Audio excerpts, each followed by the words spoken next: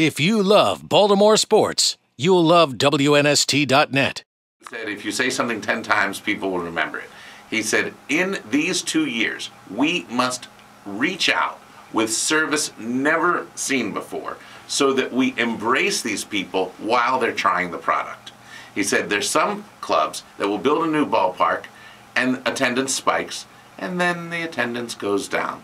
He said, but the phenomenal ones will sustain it, not because the ballpark stays new, it doesn't, but because of how you treat the people. Now you had 3 products: baseball, venue, and the path of the fan experience. That's the lesson. Now, we had a phenomenon going, selling out every game, right? We set a major league record in '92, I believe, with 65 consecutive sellouts. Now, why did I leave? Because Larry was taking over the San Diego Padres, and he said, look, how bad can we mess this up? The stone is at the bottom of the hill. The '94 Padres had finished last in all. They had the fire sale in '93, yes. And then in '94 they had. Oh, 3 and 4, yes. Well, it was McGriff. Yes, it was. Right. We can go through everybody but right. Gwynn, pretty much. And so Kevin Brown was a part. Well, no. They had the lowest revenues, the lowest season ticket base, the lowest ticket sales, and the worst winning percentage in Major League Baseball.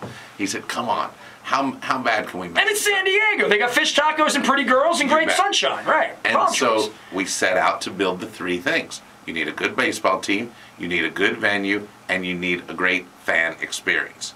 Now, we do that, we win the division, we 2 years later get to the World Series, we get the vote, we build the new ballpark, and San Diego then was set. As long as you put a good team on the field for that part, but you're not dependent on that. You've got a beautiful venue and you treat people well. Now you go to Boston and now you're taking it to the new level. They were used to caring about their baseball team, but it didn't appear that people had cared about that venerable venue for some time. I don't think they treated their people that well in Boston either. I mean, I remember that. Yes. I hated dealing with some of the people in the front office in Boston. Okay. I can specifically remember dealing with one PR director there. It was disgraceful. That was a culture of its time. Now you change that. You're still going to try to put a good team on the field, but now Larry and Janet Marie, back together again, are going to save this venue. Magnificent job. And we're going to infuse Boston with an Orioles type of friendliness. We're going to play. Was it called that? No, I didn't call that. No, but was it called? No, not publicly. But was it called that between you and Janet and Larry? Let's do it like we did it in Baltimore. Let's do it the way we've done it, I think we said. Because remember, Larry and I had then had the second movie in San Diego. But is there an Oriole way beyond the Cal Ripken on the field Oriole way? There was an Oriole way behind the scenes. You bet. I got a friend of yours on the line here, and I'm gonna allow him to I-state his name. You want to come in here, friend of Charles Steinberg?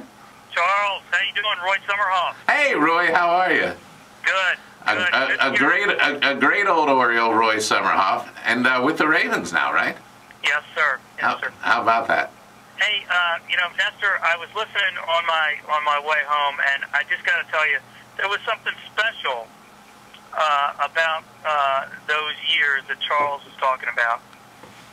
And what happened on the field was special, but what was happening in the front office was special as well. And I've been in this business now for 30 years, and I will tell you that there was a 10 or 12-year period there where it was just people working for one common goal. And really the goal was, Charles talked about it earlier, to create the best experience for the fans that we could create, whether that be in a Memorial Stadium or at Oriole Park at Camden Yards. And I think it started with this young group of people, Charles, myself, and other people, and we grew through the organization. The organization let us do some things, and Charles did a lot of great things there with the Orioles and has continued to do those things. And it's just great to hear your voice, Charles, and to welcome you back to Baltimore. Well, thank you, Roy. Roy was one of the tireless workers who executed the flawless transition. And still does. from Memorial Stadium to Camden Yards. No mean feat there. I mean, that was something. It's true. We were young, we were happy, we were excited. We knew we had a special opportunity.